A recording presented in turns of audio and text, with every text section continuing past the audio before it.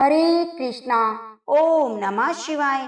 आप सभी भक्तों का दिन शुभ और मंगलमय हो। सूरज रोटी का व्रत और उद्यापन होली और गणगौर के बीच में आने वाले रविवार को किया जाता है। सूरज रोटी के व्रत में सूरज भगवान की पूजा की जाती है। जो भी कन्याएं या महिलाएं सूरज रोटी का व्रत रखती हैं, वे अपने जीवन में सभी सुखों को प्राप्त करती हैं। गणगौर का पूजन करने वाली बालिकाओं और महिलाओं को सूरज रोटी का व्रत जरूर रखना चाहिए। पूजा करने के बाद में सूर्य देव की और गणेश जी भगवान की कथा को सुना जाता है। उसके बाद ही व्रत का पारण किया जाता है। इस दिन व्रत के पारण में एक ही रोट बनाकर व्रत का पारण किया जाता है, जिसे झूठा नहीं छोड़ा जाता और ना ही इस दिन नमक लिया जाता है।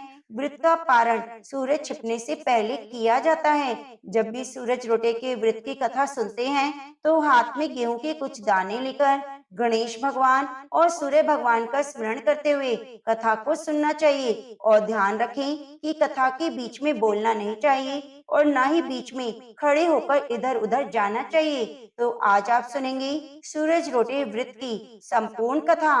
तो सारी बहनें इस कथा को श्रद्धा भाव से पूरा सुनना और हुंकारा भरते रहना।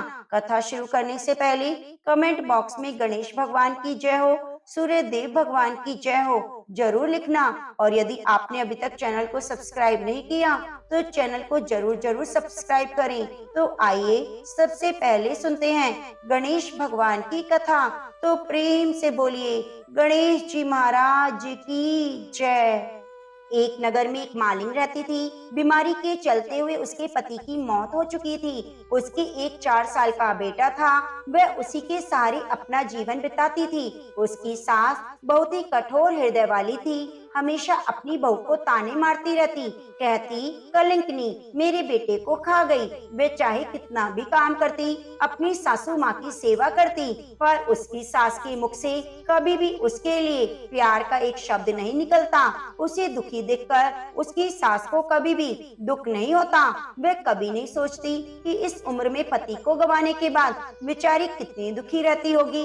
इन सब बातों को नजरअंदाज करते हुए वह हर समय अपनी बहू के साथ लड़ाई करती, जितनी हो सके तकलीफ देती, फिर भी उसकी बहू सामने बोलकर कुछ नहीं कहती। लेकिन जब इतने में भी उसकी सास का मन नहीं भरा तो एक दिन उसने अपने गुस्से के चलते अपने पोते और बहू को घर से निकाल दिया। फिर दोनों माँ बेटे रोते रोते घर से चल पड़े। चलते चलते एक जंगल में पहुँचे। वहाँ जाकर एक बड़े से पेड़ के नीचे दोनों बैठ गए। वहाँ से थोड़ी ही दूर पर एक गणेश जी का मंदिर आया। वहाँ बहुत सारे लोग गणेश जी के दर्शन करने आते, वहाँ प्रसाद चढ़ाते, फिर वहाँ मौजूद लोगों को बांट देते। तो वे दोनों माँ बेटे गणेश जी के मंदिर में गए। वहाँ जाकर उसकी माँ कहने लगी, हे गणेश महाराज, मुझसे ऐसी कौन सी गलती हो गई जिसकी मुझे आपने इतनी बड़ी सजा दी है। पहले मेरे पति को छीन लिया, अब मुझे घर से बेघर कर दिया। अब मैं अपने बेटे के साथ कहाँ जाऊँ, क्या करूँ, कहाँ रहूँ? अब आप ही मुझे कोई रास्ता बताएं। आज आपके सिवा हमारा कोई भी नहीं है। फिर माँ बेटे दोनों मंदिर के आगे बैठ गए। जो लोग गणेश जी का प्रसाद वहाँ पर बांटते, उसी प्रसाद को खाकर वे माँ बेटे अपना गुजारा करने लगे। सुबह शाम दोनों माँ बेटे गणेश जी की पूजा पाठ करते। एक दिन बैठे बैठे गणेश जी की कृपा से उन दोनों के मन में आया, क्यों ना हम जंगल से फूल लाकर यहाँ बेचें, क्योंकि यहाँ पर रोजाना लोग आते हैं। अगर हम फूल माला बनाकर बेचेंगे तो यहाँ आने वाले सभी लोग पूजा के लिए फूल जरूर खरीदेंगे। तो इस तरह सोचकर दोनों माँ बेटे सुबह जल्दी जंगल में फूल लाकर फूल माला बनाकर वहाँ पर बैठ जाते। जब गणेश जी के भक्त वहाँ आते तो उनसे फूल खरीदते और बदले में उन्हें कुछ रुपए देते। इस तरह फूल बेचते बेचते उनके कई दिन बीत गए। कुछ रुपए उनके इकट्ठे हो गए। उन्हीं रुपए से वे पूजा की सामग्री और प्रसाद भी लाकर बेचने लगे। गणेश जी की कृपा से उनकी आमदनी बढ़ने लगी। धीरे धीरे उनके पास इतना पैसा हो गया कि उन्होंने एक मकान बना लिया, पास ही में एक दुकान बना ली। अब उस दुकान के अंदर पूजा की सारी सामग्री, मिठाइयाँ, दूर्वा फूल, घास गणेश भक्तों के लिए हर समय मौजूद होती। सुविधा के लिए सारे लोग वहीं आकर उनकी दुकान से सारा सामान खरीदते। वहाँ पर एक राजा की लड़की थी जो रोजाना मंदिर में पूजा करने आती। मालिन की दुकान से सामान खरीदती तो मालिन के बेटे को देखकर वह राजकुमारी उस पर मोहित हो गई, उससे विवाह करने की सोचने लगी। एक दिन उसने अपनी भाभी से अपने मन की बात कही। भाभी अनुभवी थी, उसने कहा, दीदी यह तो मालिन का बेटा है, तुम एक राजा की बेटी हो, अगर तुम्हारा विवाह इस मालिन के बेटे से हो जाएगा तो इससे हमारी बड़ी बदनामी होगी। पर राजकुमारी नहीं मानी तो उसकी भाभी ने राजकुमारी की माँ यानी कि अपनी सास से यह बात कही कि हमारी बेटी मालिन के बेटे से प्रेम करती है और उसी से शादी करना चाहती है। तो उसकी माँ और पिताजी ने बहुत समझाया, पर वह कहने लगी, मैंने तो प्रतिज्ञा कर ली है, अगर मैं शादी करूंगी तो उसी से करूंगी, नहीं तो मैं शादी नहीं करूंगी। इस पर राजा कहने लगा, बेटा जब तुमने प्रतिज्ञा कर ली है तो मैं तुम्हारी प्रतिज्ञा को कभी नहीं तोड़ूंगा। फिर राजा खुशी खुशी अपनी बेटी का विवाह करने के लिए तैयार हो गया। उन्होंने बड़े धूमधाम से अपनी बेटी का विवाह मालिन के बेटे के साथ कर दिया। मालिन ने सबसे पहले बेटी बहू को गणेश जी के मंदिर में ले जाकर पूजा पाठ कराया और गणेश जी का आशीर्वाद दिलवाया। उसके बाद पूरे नगर में बात फैल गई कि गणेश जी की पूजा करने से सारे दुख दर्द दूर हो जाते हैं। यह माँ बेटे यहाँ पर आए, बिल्कुल गरीब थे, इनके पास खाने के लिए अनाज और पहनने के लिए कपड़े भी नहीं थे। देखो गणेश भगवान की कृपा से इनके पास कितना सारा धन हो गया है और आज इस लड़के की शादी भी राजा की बेटी के साथ हो गई है। सारे गांव वाले उसी गणेश जी के मंदिर में पूजा करने आने लगे, उन्हीं की दुकान से सामान खरीदने लगे। ऐसा करने से मालिन के बेटे का काम तो दिन दुगना रात चौगुना हो गया। उधर जिस दिन से मालिन की सास ने उस माँ बेटे को घर से निकाला था, उसी दिन से उसके तो अन्नदाता रूठ गए, उनके घर में घाटा हो गया, सभी सामान बिक गया। धीरे धीरे वह समय आ गया जब उस बुढ़िया को एक समय का भी भोजन नसीब नहीं होता। उसे भूखा मरता देखकर गांव के लोग उस पर बिल्कुल भी दया नहीं दिखाते, कहते अपनी बेचारी विधवा बहू को किस तरह से लड़ाई करके इसने घर से बाहर निकाल दिया, यह तो अपनी करनी का फल भुगत रही है, वह बेचारी आज न जाने कहाँ होगी। पहले तो भगवान ने उसका पति छीन लिया, फिर एकमात्र घर का सहारा था वो भी इस बुढ़िया ने छीन लिया। यह सुनकर बुढ़िया को अपने किए पर पछतावा हुआ और गांव वालों की बेरुखी देखकर एक दिन वह रोती बिलखती गांव छोड़कर निकल गई और चलते चलते जंगल में पहुंच गई जहां गणेश जी का मंदिर था। वहां पहुंचकर मालिन के बेटे से कहने लगी, बेटा मैं तो कई दिनों से भूखी हूँ, मुझे 2 वक्त की रोटी दे दिया करो, इसके बदले में तुम्हारा काम कर दूंगी। तो लड़के को दया आ गई, उसने उसे काम पर रख लिया। उसे अपनी दादी को नहीं पहचाना, उसने उस बुढ़िया को भोजन करवाया। फिर बुढ़िया माई काम पर लग गई। जैसे शाम हुई मालिन घर आई, उसने अपनी सास को देखते ही पहचान लिया और कहने लगी, सासू माँ आप यहाँ कैसे? तो सास ने पोते की तरफ इशारा करके कहा, मेरी इस सेठ के यहाँ नौकरी लग गई है। तब वह कहने लगी, सासू माँ ये आप कैसी बातें कर रही हैं? ये आपका पोता है, ये घर भी आपका है, यहाँ आपको काम करने की क्या जरूरत? जब आपने हमें घर से निकाला तो गणेश भगवान ने हमारी रक्षा की। यह देखकर वह बुढ़िया बहुत हैरान हुई और अपनी बहू से कहने लगी, बेटा मुझसे गलती हो गई, मेरी करने का फल मैंने भोग लिया। तुम्हें घर से निकालने के बाद घर में जो कुछ भी था सब नष्ट हो गया, मुझे तो खाने के लिए अन्न का एक दाना भी नहीं मिला, ऊपर से सभी गांव वालों ने भी मुझसे मुख मोड़ लिया, तभी तो मैं घर छोड़कर निकल पड़ी। बेटा मुझे मेरी करनी पर पछतावा है, मुझे माफ कर दो। तब उसकी बहू कहने लगी, माँ जी, कभी भी माँ अपने बच्चों से माफी नहीं मांगती। जो हुआ सो हुआ, भूल जाओ, खुशी खुशी अपने पोते का सुख देखो। वह बुढ़िया सोचने लगी, मेरी बहू कितनी अच्छी है, मैंने इसे पहचाना नहीं। आज मेरे पास कुछ नहीं, इसके पास सब कुछ है, फिर भी देखो कितने प्रेम पूर्वक अपने घर में रखकर मान सम्मान दे रही है। ऐसा सोचते हुए बुढ़िया की आंखों में आंसू आ गए। हे गणेश भगवान, जैसा सुख आपने मालिन को दिया वैसे सबको देना। जो भी भक्त इस कथा को पूरी श्रद्धा के साथ सुने और वीडियो को लाइक करके कमेंट बॉक्स में तुम्हारी जयकार लिखे, उसकी सभी मनोकामनाओं को पूरी करना। अब आइए सुनते हैं सूरज रोटे की कथा। पुराने समय की बात है। किसी गांव में एक माँ और उसकी बेटी दोनों रहा करते थे। उनके परिवार में और कोई तो था ही नहीं अपनी बेटी का पालन पोषण करने के लिए। उसकी माँ दूसरों के घरों में काम किया करती, साफ सफाई करना, कपड़े धोना, बर्तन मांजना, उसे जो भी काम मिलता उसकी माँ बेटी अपना गुजर बसर कर लिया करती थी। इसके साथ साथ वह सूर्य देव की परम भक्त थी। हर साल सूरज रोटे का व्रत करती। जैसी उनकी बेटी बड़ी हुई तो उसने अपनी बेटी को भी सूरज रोटे का व्रत रखवाना शुरू कर दिया। तो इस तरह माँ बेटी दोनों सूरज रोटे का व्रत किया करती, सूर्य भगवान की पूजा करती और कहती, हे सूर्य देवता, मेरी बेटी के जीवन में सब कुछ मंगल करना। जो कष्ट मैंने देखे हैं वह कष्ट कभी भी मेरी बेटी को ना देना। तो इस तरह माँ बेटी सूरज रोटे का व्रत पूरे विधि विधान से करती। समय के साथ उनकी बेटी बड़ी होती चली गई। तो एक दिन उसकी माँ ने कहा, बेटा, मैं तो काम पर जा रही हूँ, तो ऐसा करना, रोट बना लेना। एक रोट बड़ा बनाना, वह मेरे लिए, एक छोटा रोट तेरे लिए बना लेना, क्योंकि इस रोट को झूठा नहीं छोड़ा जाता। और आटा गूंदे तो उसमें नमक मत डालना, रविवार के व्रत में नमक नहीं खाया जाता। तो इस तरह सारी विधि बताकर वे काम पर चली गई और मन ही मन सोच रही थी कि अब बेटी के सब कुछ सीखने का समय आ गया है, पता नहीं कब इसकी शादी करनी पड़ जाए। तो वह काम पर चली गई और फिर उसकी बेटी ने जैसा उसकी माँ ने बताया था, आटा गूंदा और रोट बनाया। एक बड़ा रोट अपनी माँ के लिए और एक छोटा रोट अपने लिए बनाया।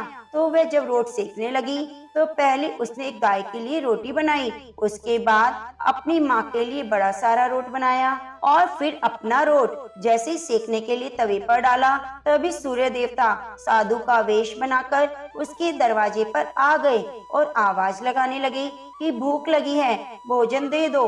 तो वह लड़की बाहर आई और कहने लगी, बाबा आप बैठ जाओ, मैं आपके लिए अभी भोजन बना देती हूँ। तो बाबा ने कहा, मुझे तो जो कुछ भोजन में बना है वही ला दो। वह कहने लगी, नहीं बाबा, अभी मैंने भोजन नहीं बनाया, एक रोटी गौ माता की बनाई है और मेरी माँ के लिए रोट बना है, मेरा रोट अभी बन रहा है, अगर आपको जल्दी है तो मैं मेरा रोट आपको दे दूंगी। और साधु बाबा तो जिद पकड़कर बैठ गए कि जो तुम्हारी माँ के लिए रोट बनाया है उसी में से थोड़ा सा तोड़कर मुझे दे दो, अगर तुम ऐसा नहीं करती हो तो मैं जा रहा हूँ। तो वे बेचारी सोचने लगी, भूखे साधु का द्वार से खाली हाथ निराश होकर जाना अच्छा नहीं होता। तो उसने अपनी माँ की रोट में से एक थोड़ी सी कोर तोड़कर साधु बाबा को दे दी। साधु बाबा उस कोर को खाकर बहुत ही प्रसन्न हुए और आशीर्वाद देकर चले गए। फिर उसने अपना रोट बनाकर माँ का कोर टूटा हुआ रोट और अपना साबुत रोट ढककर छोड़ दिया। अपनी माँ का इंतजार करने लगी। जब उसकी माँ काम पर से आई तो पूछने लगी, बेटा तूने रोट बना लिए? बोली, हाँ माँ, मैंने बना लिए। तो वे रसोई में जाकर देखने लगी, आज पहली बार मेरी बेटी ने रोट कैसे बनाए हैं, देखो तो सही। जैसे उसने रोट को देखा तो एक कोर टूटी हुई थी। वह कहने लगी, मेरे रोट की कोर कैसे टूटी? तो अपनी माँ की बात सुनकर उसकी बेटी कहने लगी, माँ, एक साधु बाबा आए, वह बहुत जोर से भूख लग रही थी, मैंने उनसे कहा कि तुम्हारे लिए भोजन बना देती हूँ, पर वह कहने लगे, मुझे बहुत जोरों की भूख लगी है, मैं इंतजार नहीं कर सकता। यह कहकर साधु बाबा भूखे ही जा रहे थे, तो मैंने आपके रोट में से एक कोट तोड़कर साधु बाबा को दे दी। तो यह सुनते ही लड़की की माँ को गुस्सा आ गया। वह बहुत नाराज हुई और लाठी लेकर अपनी बेटी को पीटने लगी। कहने लगी, दिए बाई दिए दे, रोटी माली कोर दे, मारी दे बंसारी दे, यानी कि मेरी रोटी का टुकड़ा तूने क्यों दिया? मुझे मेरी रोटी साबुत चाहिए। मैं बरसों से सूर्य देव को भोग लगाती आ रही हूँ। आज तेरी वजह से मेरा रोट खंडित हो गया। यह कहकर वह अपनी लड़की को मारने लगी। बेटी बेचारी डर के मारे घर छोड़कर भाग निकली, तो उसकी माँ पीछे पीछे भाग रही थी। तो वह गांव छोड़कर डर के मारे जंगल में चली गई और वहां जाकर एक बड़ के पेड़ पर चढ़कर बैठ गई। अब सूर्यदेव अस्त होने वाले थे। उस लड़की बेचारी भूखी प्यासी बड़ के पेड़ पर बैठी थी, सोच रही थी कहाँ जाऊं, क्या करूं? अगर घर गई तो माँ मुझे फिर मारेगी। यह देखकर सूर्य देवता सोचने लगे कि बेचारी लड़की को मेरी वजह से घर छोड़कर निकलना पड़ा है। अब भूखी प्यासी यहीं बैठी है। अगर ऐसे सूर्य अस्त हो गया तो ये भोजन नहीं करेगी, और भोजन करे भी तो कहाँ से करे? इसकी रक्षा तो मुझे ही करनी पड़ेगी। मेरी वजह से इसकी यह हालत हुई है। तो सूर्य भगवान ने उसके लिए चूरमे का लड्डू और एक पानी का लोटा भेज दिया। यह देखकर लड़की बहुत खुश हुई। वह लड्डू खाकर और पानी पीकर सो गई। अब रोजाना सुबह सूर्य देवता एक चूरमे का लड्डू और एक लोटा पानी भेज देते। वह लड़की मजे से खाकर वहीं बैठी रहती। इस तरह कई दिन बीत गए। एक दिन की बात है, दोपहर के समय एक राजा शिकार खेलते हुए वहां से जा रहा था। बड़ के घने वृक्ष को देखकर राजा के मन में आया कि क्यों ना यहाँ कई देर तक विश्राम कर लूं। राजा को भूख भी लगी थी और प्यास भी लगी थी। तो वे अपने सेवकों से कहने लगे, मैं यहाँ कुछ देर आराम करता हूँ। मेरी तो प्यास के मारे जान निकली जा रही है। तुम पानी का पता करके आओ। तो राजा के सेवक पानी ढूंढने के लिए चले गए। थोड़ी देर बाद निराश होकर लौट आए। कहने लगे, राजन, यहाँ पर तो दूर दूर तक कहीं भी पानी नहीं है। तो राजा कहने लगे, आज मुझे बहुत जोरों की प्यास लगी है। चुल्लू भर पानी मिल जाए तो मेरे प्राण बच जाएं, अन्यथा मेरे प्राण ही चले जाएंगे। तो पेड़ पर बैठी लड़की ने जब यह बात सुनी तो उसने चुल्लू भर पानी डाल दिया। राजा बड़ के पेड़ के नीचे सोए हुए थे, तो वह पानी उनके मुंह में जाकर गिरा। राजा ने पानी पी लिया। पानी पीकर राजा को कुछ राहत महसूस हुई। कहने लगे, अरे सेवक, मेरी आधी जान तो बच गई। अगर थोड़ा और पानी मिल जाए तो सारी जान बच सकती है। यह सुनकर लड़की ने फिर से चुल्लू पानी डाल दिया। राजा ने पानी पी लिया, पर राजा को आश्चर्य हुआ कि इस तरह कहने के साथ ही मेरे मुंह में कौन पानी डाल रहा है। तो उसने अपने सेवक से कहा कि हे सेवक, तुम इस पेड़ के ऊपर चढ़कर देखो, पेड़ पर कौन बैठा है जो मेरे बोलते ही मेरे मुंह में पानी डाल देता है। तो यह सुनकर सेवक को भी बड़ी हैरानी हुई और उस बड़ के पेड़ पर चढ़ गया। उसने देखा वहाँ एक लड़की बैठी है। सेवक कुछ बोलता उससे पहले लड़की ने चुप रहने का इशारा किया और कहा, भैया तुम यह स्वादिष्ट लड्डू खा लो, आधा लोटा पानी बचा है, यह भी पी लो। राजा को मेरे बारे में कुछ मत बताना, कह देना ऊपर तो कोई नहीं है। पता नहीं राजा मेरे साथ कैसा व्यवहार करेंगे। सेवक तो भूख प्यास से परेशान था। उसने लड्डू खाया, पानी पिया। तो राजा कहने लगे, अरे सेवक, इतनी देर कैसे हो गई? तुझे ऊपर कौन है, बता तो सही। सेवक कहने लगा, हे राजन, मैं देख रहा हूँ। यह कहकर सेवक नीचे उतर आया और कहने लगा, ऊपर तो कोई नहीं है। मैंने हर डाल पर देख लिया, हर पत्ते को छान मारा, वहाँ पर तो कोई कीड़ा मकोड़ा भी नहीं। तो सेवक की बात सुनकर राजा ने कहा, यह नहीं हो सकता, मुझे संशय हो रहा है कि जरूर ऊपर कोई है, तभी तो तू इतनी देर ऊपर लगाकर आया, क्योंकि नहाया हुआ है और खाया हुआ मनुष्य छिपता नहीं। मैं खुद ऊपर जाकर देखता हूँ कि कौन है। तो यह कहकर राजा पेड़ पर चढ़ा, तो वहाँ एक सुंदर कन्या बैठी थी। कन्या राजा को देखते ही भयभीत हो गई, पर राजा ने कहा, डरो नहीं, तुम बहुत सुंदर हो, तुम मेरे साथ चलो। तुम यहाँ पर क्यों बैठी हो? मैं तुमसे विवाह करना चाहता हूँ। इस तरह राजा ने एक साथ अनेकों सवाल कर दिए तो उस कन्या ने कुछ नहीं कहा और वह चुपचाप पेड़ से उतरी और राजा के साथ चली गई। राजा ने शुभ मुहूर्त देखकर कन्या के साथ विवाह कर लिया। साल भर में उसने एक बहुत सुंदर पुत्र को जन्म दिया। राजा तो बहुत खुश थे, पर राजा की दूसरी रानियां थीं, उनकी संतान नहीं थी। वे सारी की सारी उससे जलती थी। उसके पुत्र हो जाने के कारण वे उससे ईर्ष्या करने लगी। वह सोचने लगी कि क्या करें कि राजा राजमहल से इसको निकाल दे। यह राजा की और भी चहेती बन गई है, हमें यहाँ कौन पूछेगा। तो दूसरी रानी कहने लगी, तुम्हारी बात तो सही है, हमें कुछ ना कुछ तो करना पड़ेगा। थोड़े ही दिन बाद सूरज रोट का व्रत आया। लड़की ने सूरज रोटे का व्रत रखा और सूर्य देव की पूजा के लिए रोट बनाने लगी। जब दूसरी रानियों ने देखा कि नई रानी एक बड़ा सारा रोट बना रही है, तो उसने पूछा, तुम ये क्या कर रही हो। वह बोली, बहन आज मेरे सूरज रोटे का व्रत है, मैं सूर्य देव की पूजा करूंगी। तो रानियों ने छोटी रानी से कुछ नहीं कहा। फिर राजा के पास जाकर कहने लगी, हे राजन, हमारी तो संतान नहीं है, आपको इतनी मुश्किल से एक छोटी रानी की वजह से संतान प्राप्त हुई है और कितनी मुश्किल से हमारे वंश में वृद्धि हुई है। आपकी छोटी रानी देखो क्या कर रही है, पता नहीं छोटे राजकुमार के साथ क्या होने वाला है। यह सुनकर राजा तो डर गए और पूछने लगे, छोटी रानी ने क्या किया। तो राजा की दूसरी रानियां कहने लगी, राजन आज छोटी रानी ने तो बड़ा सारा रोट बनाया है, कहती है मैं तो यही रोट खाऊंगी। उतना बड़ा रोट ढंग से बनाना भी नहीं आता।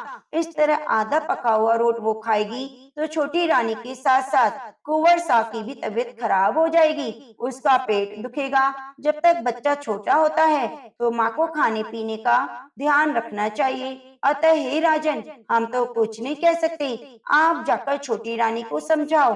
तो राजा ये सब सुनकर बड़े चिंतित हुए और जल्दी जल्दी रसोई की ओर चल पड़े। जैसे ही वे रसोई घर में पहुंचे तो छोटी रानी ने उस रोट को थाल के नीचे छुपा दिया। राजा ने कहा, तुम क्या कर रही हो। तो उसने कहा, कुछ नहीं। तो राजा कहने लगे, तुम झूठ बोल रही हो, जब मैं रसोई में आया था तो तुमने थाली के नीचे कुछ छुपाया था, मुझे दिखाओ क्या है इसके नीचे। तो राजा की बात सुनकर छोटी रानी डर गई और मन ही मन सूर्य देवता का स्मरण करने लगी और कहने लगी, राजन इस थाल के नीचे तो मेरे गरीब पीहर से आया हुआ उपहार है। तो राजा ने तुरंत ही थाली उठाई तो देखा उसके नीचे तो सोने का चक्कर था। राजा कहने लगा, अरे वाह, गरीब पीहर से ऐसा उपहार। पर छोटी रानी चुप रही, उसने कुछ नहीं कहा। फिर इसी तरह समय बीतता गया।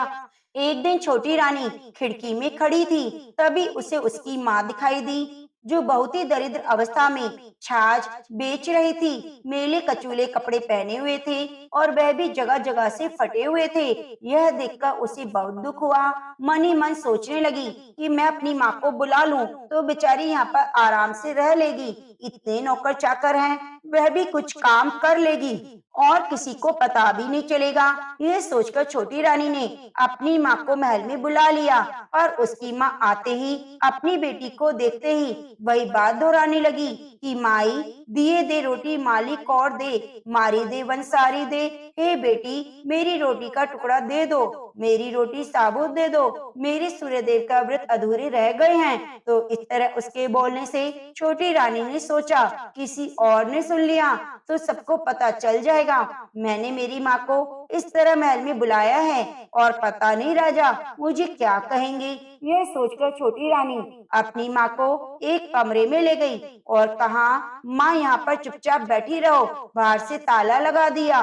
पर इस बात का पता राजा की दूसरी रानियों को लग गया। वे राजा के पास गई और कहने लगी, राजा नई रानी का व्यवहार तो संदेह पैदा करता है, आप इस तरह पता नहीं कहाँ से लेकर आए हैं, हमारे लिए कोई मुसीबत पैदा हो सकती है। तो राजा ने कहा, ऐसी क्या बात हो गई जिससे आपको छोटी रानी पर संदेह हो रहा है, मैं भी तो सुनूं। तो रानी कहने लगी, हे राजन, आज महल में एक औरत घुसी थी पर वे वापस नहीं निकली, पता नहीं वे कौन थी। क्यों आई थी? कोई जासूस थी? आप पर कोई समस्या आ गई तो हम क्या करेंगे? कहीं हमारा राजपाट छूट ना जाए और ये यहाँ की रानी बनकर बैठ गई तो हम क्या करेंगे? यह तो हमें निकाल देगी। राजा ने यह सब सुनकर अपने सैनिकों को बुलाया और कहा, जाओ महल का चप्पा चप्पा छान मारो। यहाँ पर कोई अनजान औरत आपको दिखाई देती है तो तुरंत लेकर आओ। नगर के बाहर भी कड़े पहरे लगवा दिए। अब छोटी रानी तो बेचारी मन ही मन डरने लगी और सूर्यदेव का स्मरण करने लगी। सैनिकों ने थोड़ी देर बाद आकर कहा, महाराज, महल में कोई औरत नहीं है। हमने महल का चप्पा चप्पा छान मारा, परंतु एक कमरे में ताला लगा हुआ है, उसमें आप ही देख लो क्या है। यह सुनकर राजा की दूसरी रानियां बहुत खुश होने लगी। सोचने लगी कि राजा आज छोटी रानी को जरूर महल से निकाल देंगे और हमें कुछ करना भी नहीं पड़ेगा। तो राजा ने छोटी रानी से उस कमरे की चाबी मांगी। जैसी कमरा खोलकर देखा तो वहाँ एक सोने की मूर्ति थी। राजा ने पूछा, यह मूर्ति कहाँ से आई? रानी कहने लगी, यह तो मेरे गरीब पीहर का उपहार है। तो राजा कहने लगा, तुम्हारा पीहर गरीब है, उपहार इतने कीमती आते हैं। चलो, मुझे तुम्हारा पीहर देखना है, आज हम वहाँ चलेंगे। छोटी रानी पर तो फिर से नई समस्या आ गई। अब बेचारी करे भी क्या? मन ही मन सूर्य देव का स्मरण करने लगी।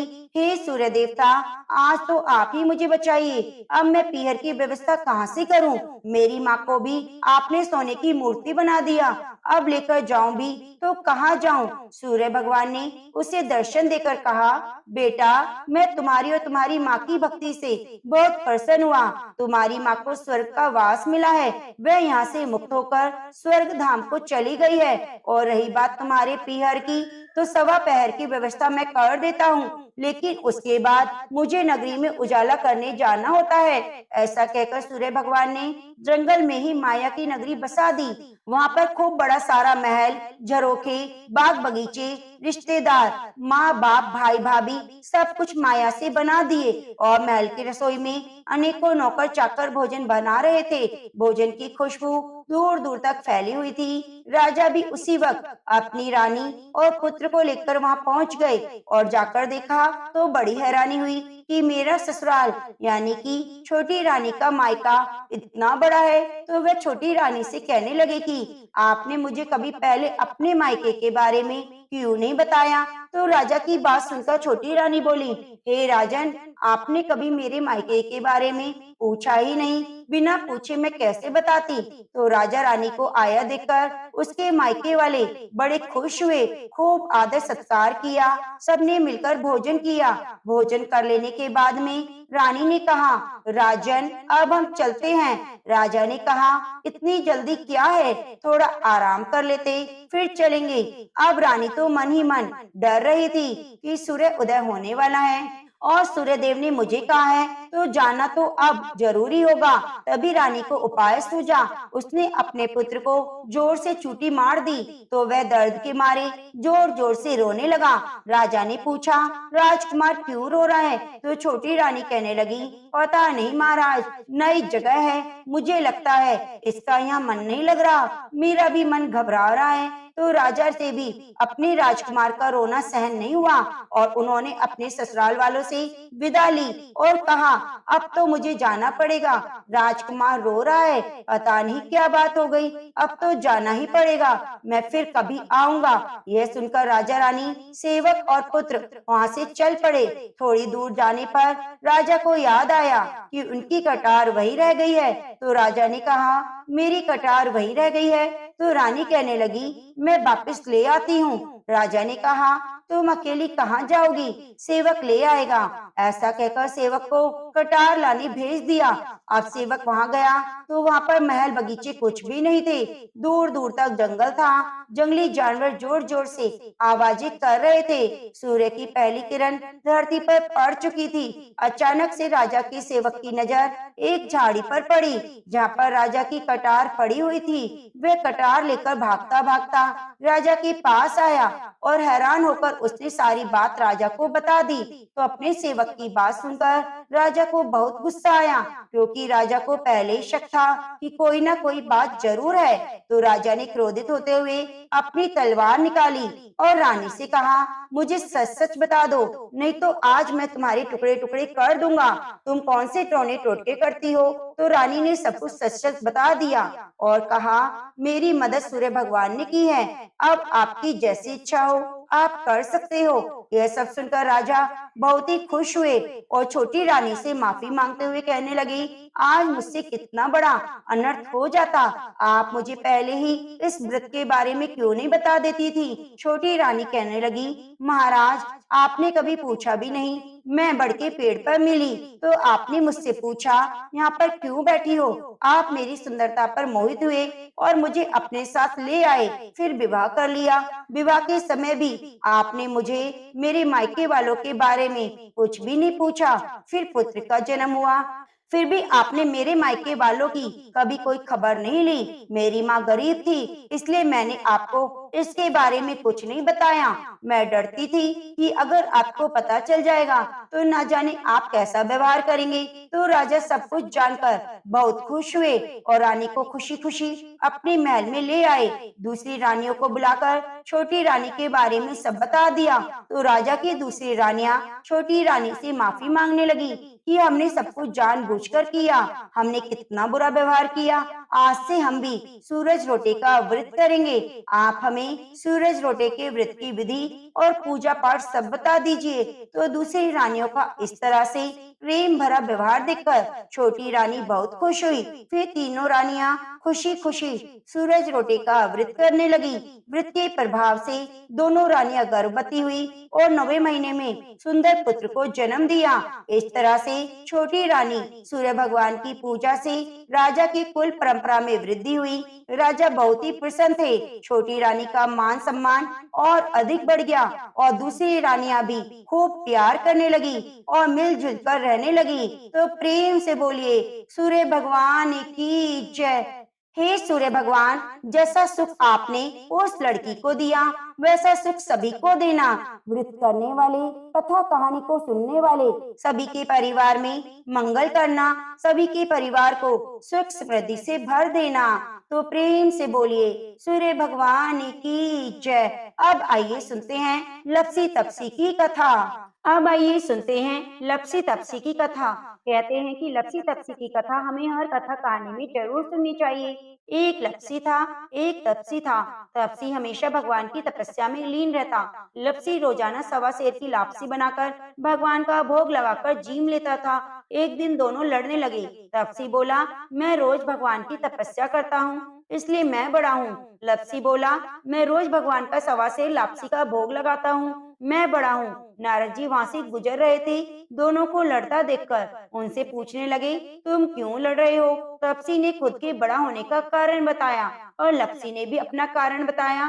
तो नारद जी बोले, तुम्हारा फैसला मैं कर दूंगा। दूसरे दिन लपसी तपसी नहाकर अपनी रोज की भक्ति करने आए। नारद जी ने छुपकर 1.25 करोड़ की एक एक अंगूठी दोनों के आगे रख दी। तपसी की नजर जब अंगूठी पर पड़ी तो उसने चुपचाप अंगूठी उठाकर अपने नीचे दबा ली। लपसी की नजर अंगूठी पर पड़ी, लेकिन उसने ध्यान नहीं दिया। भगवान को भोग लगाकर लापसी खाने बैठ गया। नारद जी सामने आए तो दोनों ने पूछा कि बताओ कौन बड़ा? तो नारद जी ने तपसी से खड़ा होने को कहा तो वह खड़ा हुआ तो उसके नीचे दबी हुई अंगूठी दिखाई दी। नारद जी ने तपसी से कहा, तपस्या करने के बाद भी तुमने चोरी करने की आदत नहीं गई, इसलिए लपसी बड़ा और तुम्हें तुम्हारी तपस्या का कोई फल नहीं मिलेगा। तपसी शर्मिंदा होकर माफी मांगने लगा। उसने नारद जी से पूछा, मुझे मेरी तपस्या का फल कैसे मिलेगा? नारद जी ने कहा, यदि कोई गाय कुत्ते की रोटी नहीं बनाएगा तो उसका फल तुझे मिलेगा। यदि कोई ब्राह्मण को भोजन कराकर दक्षिणा नहीं देगा तो उसका फल तुझे मिलेगा। यदि कोई साड़ी के साथ ब्लाउज नहीं देगा तो उसका फल तुझे मिलेगा। यदि कोई दिए से दिया जलाएगा तो उसका फल तुझे मिलेगा। यदि कोई सारी कहानी कहकर तुम्हारी कहानी नहीं सुनेगा तो उस कथा कहानी का फल तुम्हें मिलेगा। उसी दिन से हर वृत्त कथा कहानी के साथ लपसी तपसी की कहानी भी सुनी जाने लगी। तो प्रेम से बोलिए, लपसी तपसी की जय।